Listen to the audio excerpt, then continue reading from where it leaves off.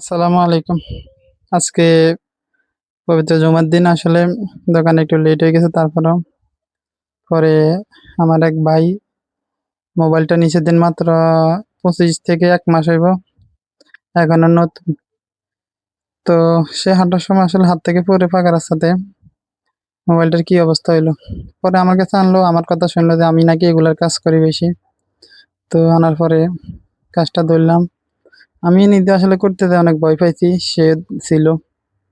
আলহামদুলিল্লাহ original display ভালো রেখে কাজটা সম্পূর্ণ করতে পারছি। এবং আমারও একটু কষ্ট হয়েছে, দেখেন কিরকম ভাঙছে, এবং আমার কাটতে অনেক কষ্ট হয়েছে গ্লাসটা আলাদা করতে।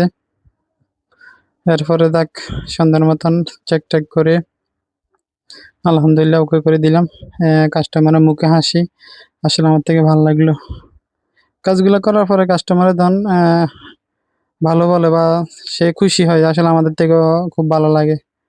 কাজ করার পরে সে আমারে উল্টা ১০০ টাকা বকশিশ দিয়ে গেল যে, "ভাই এই ১০০ টাকা আপনাকে আমি